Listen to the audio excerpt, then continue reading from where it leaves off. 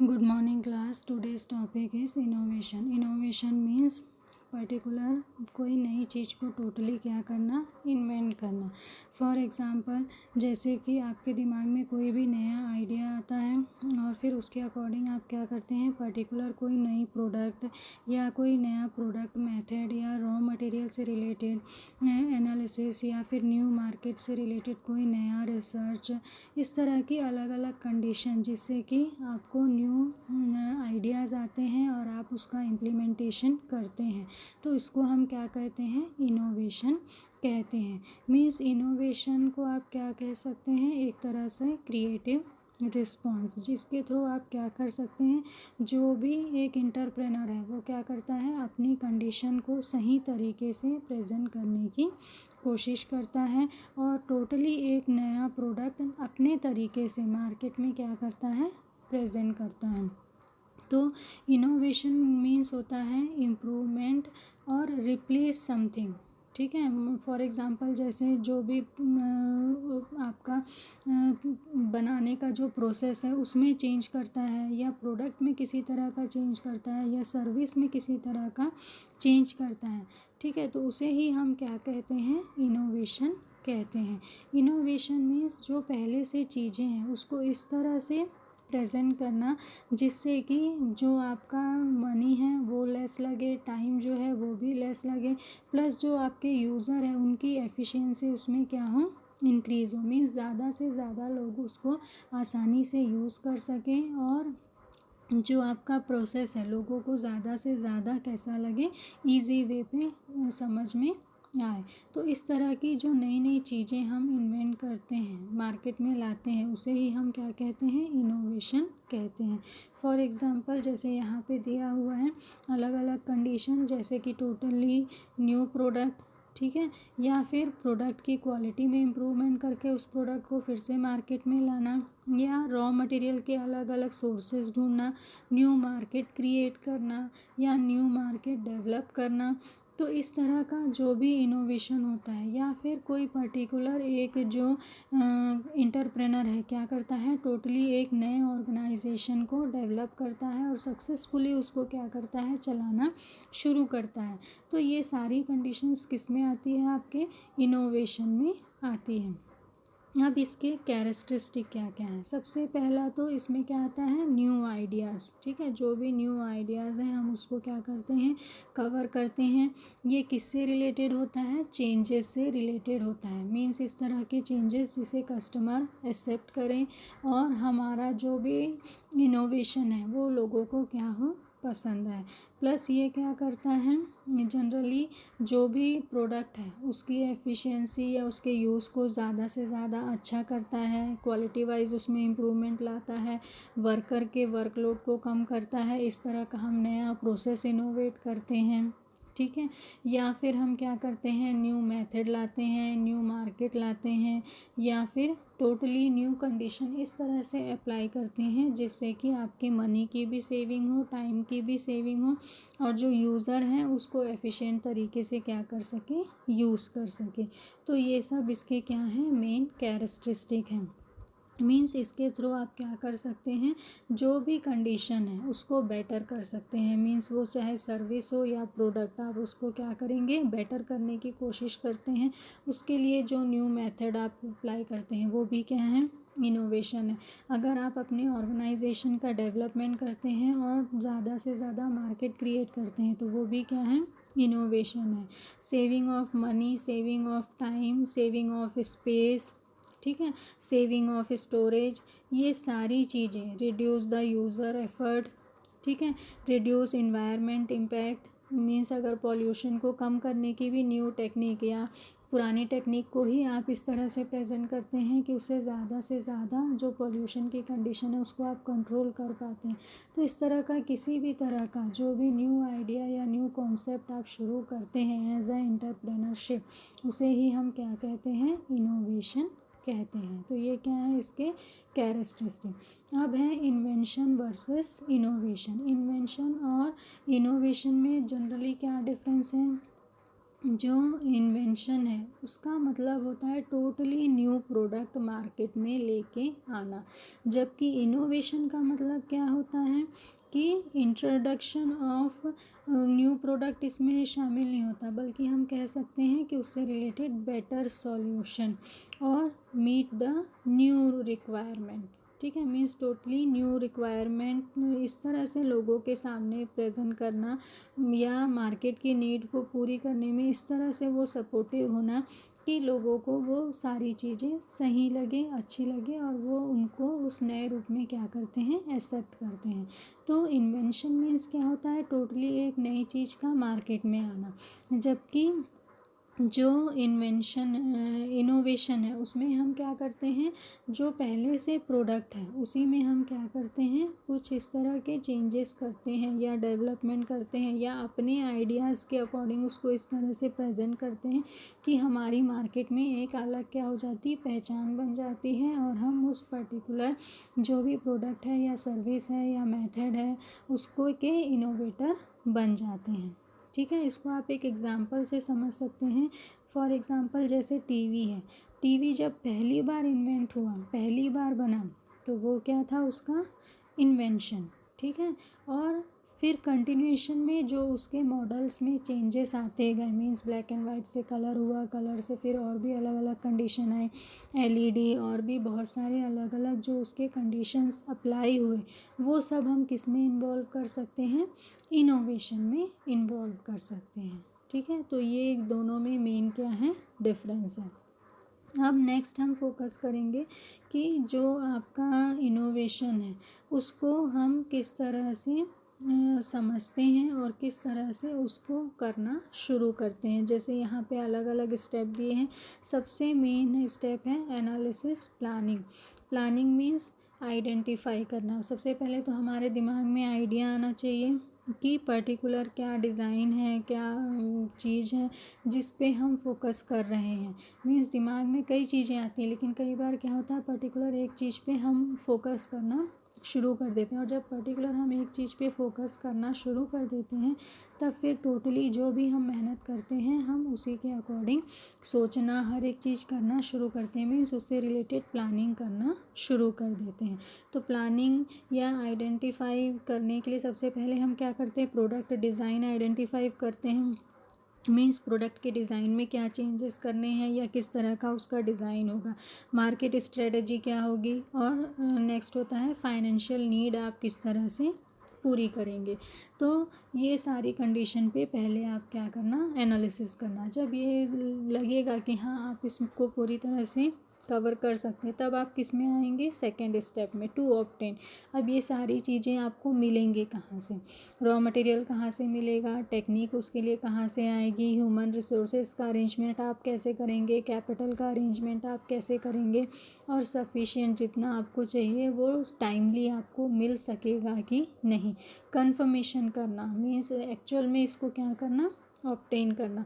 जब आप इनको ऑब्टेन कर लेते हैं तब अगला स्टेप होता है इनको क्या करना, एक ऑर्गेनाइजेशन के रूप में डेवलप करना शुरू करना। मीन्स ऑर्गेनाइजेशन का डेवलपमेंट शुरू कर रहे हैं, मीन्स आप एक्चुअल में क्या कर रहे हैं, अभी तक जो प्लानिंग आप कर रहे थे उसको एक्चुअल में करना शुरू कर रहे हैं। और जब हम कोई प्रोसेस को एक्चुअल में करना शुरू कर देते हैं फिर हम पीछे नहीं हट सकते। तो थर्ड इस स्टेप को करने से पहले आपको कई बार एनालिसिस करना है, कई बार सोचना है, और जब आप फाइनली डिसाइड कर लेते हैं कि सारी चीज़ों का आंसर यस ही है, तभी आप इस तरह का इम्प्लीमेंटेशन शुरू करिए। अदरवाइज़ अगर आपने शुरू किया और बीच में फिर आपको लगा कि आप इस वर्क को नहीं कंप्लीट कर पाएंगे, तो उस कंडीशन में जितना पैसा आपका उसमें लगा वो भी डूब जाएगा, प्लस जो उससे बाहर निकलने की सिचुएशन में भी आप नहीं रहेंगे। तो इसलिए थर्ड स्टेप में आने से पहले टोटली सोच लेना कि अब हमें इसे फाइनल इसमें करना है, ऑर्गेनाइजेशन डेवलप करना है, जितने वर्कर हैं, जितने एम्प्लॉय हैं, सबको लाना है, उसके अकॉर्डिंग फिर नई टेक्निक यूज़ करनी है, प्रोडक्ट डिज़ाइन करना है, मैन्युफैक्चरिंग का काम शुरू करना है, और अगर सर्विस है तो सर्विस देना शुरू करना है। फिर हम पीछे नहीं हट सकते। फिर नेक्स्ट होता है टू प्रोवाइड। टू प्रोवाइड क्या मीन्स, जो कस्टमर है उनको सेटिस्फाई करना, ठीक है। आपका प्रोडक्ट ऐसा होना चाहिए जिससे कि कस्टमर कंटिन्यूएशन में क्या हो, सेटिस्फाई हो। अगर वो सेटिस्फाई नहीं हुआ तो सेकेंड टाइम आपका प्रोडक्ट नहीं खरीदेगा, मीन्स आपका बिजनेस कंटिन्यूएशन में रन नहीं करेगा। फिर उसके बाद एम्प्लॉय को भी कंटिन्यूएशन में सेटिस्फाई करना, फिर जो इन्वेस्टर है उनको भी सेटिस्फाई करना। वो कब सेटिस्फाई होंगे, जब सही प्रॉफिट मिलेगा और प्रॉफिट में उनको सही हिस्सा मिलेगा। फिर उसके बाद सेटिस्फेक्शन फॉर फाउंडर्स, मीन्स जो भी फाउंडर हैं वो भी उससे क्या होना चाहिए, टोटल सेटिस्फाई होना चाहिए। तो इस तरह की इनोवेशन पे ही हमको आगे बढ़ना है जिसको हम सक्सेसफुली पूरा कर सकें। जिसमें हमको पीछे हटना पड़े तो उसको हम कभी भी इनोवेशन नहीं कहेंगे। अब नेक्स्ट है स्टेजेस, या आप इसको कह सकते हो स्टेप्स ऑफ इनोवेशन। कौन कौन से स्टेप्स हम इनोवेशन में फॉलो करते हैं। सबसे पहले तो identification of business idea. Main पहला स्टेप क्या होता है, आपको आइडेंटिफिकेशन करना रहता है कि आप किस तरह का बिजनेस करना चाहते हैं या किस तरह का सर्विस आप शुरू करना चाहते हैं। मोटिवेट्स ऑफ बिजनेस मीन्स उसके लिए सबसे पहले किसकी ज़रूरत होती है, मोटिवेशन की प्रॉपर ज़रूरत होती है। मीन्स जब तक आपके पास आइडिया नहीं होगा आप प्रॉपर किसी भी वर्क को आगे के बारे में नहीं सोच सकते। तो सबसे पहले तो आपके दिमाग में आइडिया आना चाहिए। आइडिया के अकॉर्डिंग फिर आप सारी कंडीशन का एनालिसिस करोगे। एनालिसिस के अकॉर्डिंग फिर सारी चीज़ों पे आप क्या करोगे, कंडीशन को, जैसे कि यहाँ पे दिया है क्या क्या कंडीशन हो सकती है कि सेल्फ ग्रोथ आप कैसे करेंगे, प्लस आप उससे पैसे कमाना चाहते हैं, किस तरीके से आप उस प्रोसेस को शुरू करेंगे, प्लस उससे आप क्या अर्न करना चाहते हैं, गुडविल कैसे अर्न करेंगे, प्लस प्रॉफिट कैसे अर्न करेंगे, और कंटिन्यूशन में क्या आप उसको रन कर पाएंगे। हर एक चीज़ का क्या करना, डीपली एनालिसिस करना या सोचना। उसके बाद नेक्स्ट है बिजनेस आइडियाज़। बिजनेस आइडियाज़ का एनालिसिस करना शुरू करना जब आपको लगता है कि आपकी इच्छा बिल्कुल, आप मोटिवेट हो गए हो और आपको करना ही है, आप इस काम से अब बिल्कुल भी पीछे हटना नहीं चाहते, तब आप सेकंड कंडीशन अप्लाई करते हो बिजनेस आइडिया। मीन्स किस तरह का बिजनेस आप शुरू करेंगे, मीन्स एग्रीकल्चर से रिलेटेड, प्रोडक्शन से रिलेटेड, या किसी और तरह का, जो भी है, जिस भी एरिया को आप कवर करना चाहें उसके बारे में सोचेंगे। फिर उससे रिलेटेड क्या करेंगे, आप एनालिसिस करना शुरू करेंगे। Means medium of business ideas, जैसे कि बिजनेस आइडियाज़ के बहुत सारे ऑप्शन हैं। Business shows and trade fairs, magazines, newspaper. फिर उसके बाद जो दूसरे सक्सेसफुल एंटरप्रेनर्स हैं उनसे, या कंसल्टेंट रहते हैं उनसे आप कंसल्ट कर सकते हैं। आइडिया और पैटर्न के लिए आप ब्रोकर से रिलेट हो सकते हैं। फिर और भी अलग अलग एजेंसी हैं जिसके थ्रू आप क्या हो सकते हैं, इन सारी चीज़ों की इंफॉर्मेशन क्रिएट कर सकते हैं। प्लस जो इंटरप्रेनरशिप में इंटरेस्टेड है उनसे रिलेटेड कई तरह की छोटी छोटी हर एक लेवल पे क्या हैं, एजेंसियां हैं जो आपको क्या करती हैं, इस बिज़नेस को करने का प्रॉपर ट्रेनिंग भी देती हैं। प्लस उससे रिलेटेड जो भी कंडीशन है वो आप, या बिज़नेस को शुरू करने के लिए किन किन चीज़ों की ज़रूरत होगी, रॉ मटेरियल कहाँ से मिलेगा, प्लस न्यू बिज़नेस कैसे शुरू किया जाता है, उससे रिलेटेड क्या फॉर्मेलिटीज़ हैं, हर एक से रिलेटेड इन्फॉर्मेशन देने के लिए अलग अलग लेवल पे क्या होता है, अलग अलग एजेंसी होती है। आप इनसे भी जुड़ के सारी इन्फॉर्मेशन कलेक्ट कर सकते हैं। फिर जब आपको सारी इन्फॉर्मेशन हो जाती है तब आप क्या करेंगे, जो भी आइडिया है उसके अकॉर्डिंग आप क्या करना शुरू करोगे, एनालिसिस करना शुरू करोगे कि कितने फाइनेंस की ज़रूरत होगी, प्लस इसमें इनिशियल कॉस्ट कैसा होगा, means raw material, machinery, techniques, workers, employees, हर चीज़ की कंडीशन क्या होगी और आप उसको किस तरह से पूरी कर पाएंगे, प्लस इसका स्ट्रक्चर कैसे होगा, प्लस जो आपको रॉ मटेरियल है पास से मिलेगा, दूर से मिलेगा, व्हीकल का अरेंजमेंट कैसे करेंगे, हर एक चीज़ का कंडीशन का एनालिसिस करना। फिर उसके बाद ऑर्गेनाइजेशन के स्ट्रक्चर के बारे में सोचना, means forms of organisation, size of the unit, nature of the unit, फिर उसके ऑब्जेक्टिव क्या होंगे, हर एक चीज़ पे क्या करना, फोकस करना, मार्केट सर्वे करना। फिर उसके बाद मार्केटिंग कॉस्ट और चैनल का पता करना, उसमें कितना खर्चा आएगा इसका एनालिसिस करना। फिर आपका जो बिज़नेस है उसके अकॉर्डिंग किस तरह के ह्यूमन पावर की आपको ज़रूरत है, फिर उससे रिलेटेड गवर्नमेंट पॉलिसीज़ कैसी हैं, ये सारी चीज़ों के बारे में इंफॉर्मेशन कलेक्ट करना। ये सारी इन्फॉर्मेशन जब आपको कलेक्ट हो जाएगी और क्लियर हो जाएगी और आपका आइडिया क्या होगा, क्लियर हो जाएगा, तब आप क्या करोगे, बिज़नेस प्लानिंग करना शुरू करोगे। पहले तो आप प्रोडक्ट प्लानिंग करोगे कि प्रोडक्ट कैसा होगा, उसका साइज़ कैसा होगा, आप किस तरह से उसको बनाएंगे, उसके लिए क्या मशीन, क्या टेक्निक होगी, हर एक चीज़ के लिए। प्लस उससे रिलेटेड कॉस्ट क्या होगा, फाइनेंस की प्लानिंग करना, ऑर्गेनाइजेशनल प्लानिंग करना, मार्केटिंग प्लानिंग करना, मीन्स उन सारी चीज़ों से रिलेटेड टोटली क्या करना, प्लानिंग करना।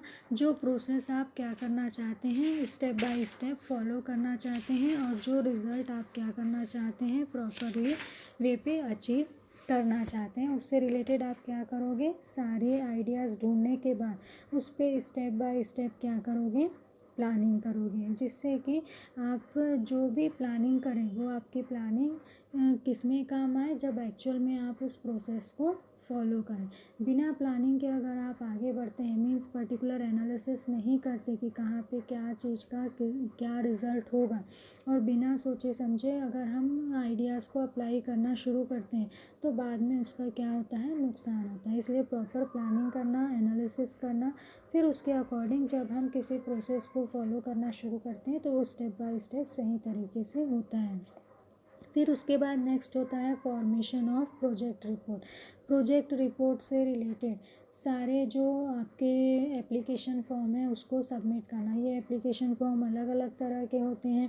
पहला एप्लीकेशन तो जनरल एप्लीकेशन होता है, जिसमें आपसे रिलेटेड सारी इन्फॉर्मेशन होती है, आपका बिजनेस कैसा होगा, उसका एड्रेस, आपका नाम, आपका एड्रेस, आपका प्रोजेक्ट क्या है, उससे रिलेटेड सारी इन्फॉर्मेशन, ये सारी चीज़ें रहती हैं। प्लस उसके लिए ज़रूरी जो इलेक्ट्रिसिटी पावर है उसकी क्या कंडीशन होगी, ये। फिर उसके बाद एजुकेशनल क्वालिफ़िकेशन, स्पेशल ट्रेनिंग अगर आपने बिज़नेस से रिलेटेड, जैसे मैंने बताया कई जगह से मिलती है, आपने ली है तो उसको आप बताएंगे। पहले किसी के साथ इस तरह का वर्क एक्सपीरियंस आपने किया है, पहली बार है, उससे रिलेटेड इन्फॉर्मेशन। इंट्रोडक्शन देना किससे रिलेटेड, अपने जो ऑर्गेनाइजेशन आप शुरू करना चाहते हैं उससे रिलेटेड।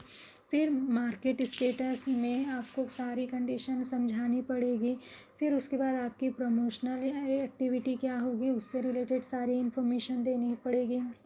मैनेजमेंट से रिलेटेड क्या कंडीशन है, मैन्युफैक्चरिंग प्रोसेस कैसा होगा, लैंड बिल्डिंग कैसा होगा, उसका साइज़ कैसा होगा, मशीन कौन कौन सी लगाएंगे, प्लांट होगा या दूसरे टूल्स, या जो भी कंडीशन है वो किस तरह से अप्लाई होगी, रॉ मटेरियल कहाँ से आएगी, फैसिलिटीज़ यानी बिजली, पानी, फ्यूल, ये सब कहाँ से आएगा, सैलरी, वेजेस, ये कैसे करेंगे। इससे रिलेटेड बहुत सारे आपको अलग अलग फॉर्म्स दिए जाते हैं। ये सारे फॉर्म आपको क्या करना पड़ता है, फुलफ़िल करना पड़ता है। आपको अपनी वर्किंग कैपिटल दिखानी पड़ती है, फिक्स्ड कैपिटल दिखानी पड़ती है, कॉस्ट दिखाना पड़ता है प्रोजेक्ट का कितना है, ठीक है। फिर फाइनेंस के कहाँ कहाँ से आपको मिल रहा है उसकी पूरी इन्फॉर्मेशन देनी होती है। फिर एनुअल सेल्स से रिलेटेड आपकी कंडीशन क्या रहेगी उसकी पूरी इन्फॉर्मेशन देनी पड़ती है। मीन्स वो सारी A to Z इन्फॉर्मेशन आपको देनी पड़ती है, किसको, जहाँ आप बिज़नेस शुरू कर रहे हैं उससे रिलेटेड ऑर्गेनाइजेशन को।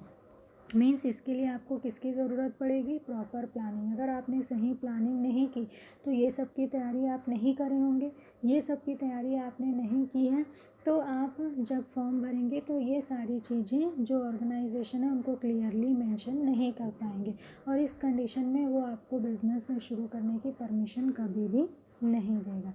तो ये क्या है, जो भी आपका फॉर्मेशन है उसको कंप्लीट करना।